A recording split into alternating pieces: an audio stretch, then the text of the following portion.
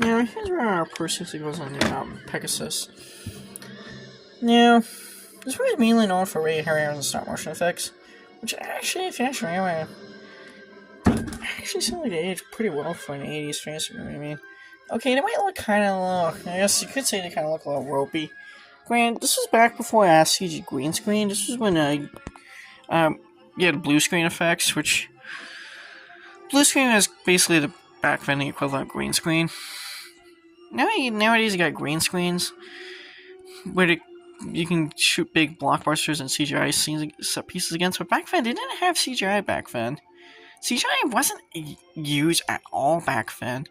Back in the 80s, there was no CGI. You didn't, like, the first movie to really use CGI was Tron, and that was 1 year after this movie. And that's kind of a rough prototype demonstration of what CGI could really be. But CGI didn't really start taking. But Hollywood movies didn't really start using CGI to their really full maximum output until like Terminator 2 Judgment Day and Jurassic Park. Until Terminator 2 Judgment Day. Until you had movies like The Abyss and Terminator 2 Judgment Day. To be honest, you can thank filmmakers for you can thank people like James Cameron and Steven Spielberg for really making CGI in Hollywood movies popular.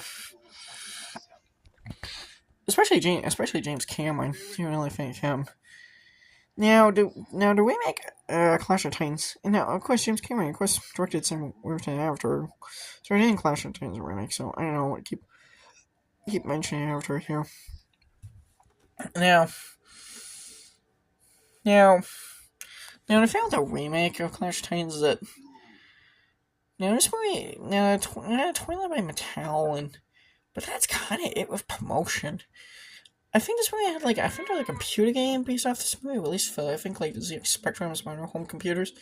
But I don't think it came out until years after the movie came out. So I think it was kind of came out kind of belated. It was basically just a belated cash in on the film's popularity.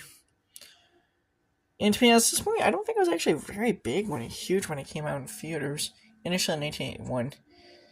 I think it was like a cult. No, I think it did modestly okay, but it didn't really. But I don't think it pulled in really huge numbers. I think it was like a moderate commercial success, but it didn't really pull it.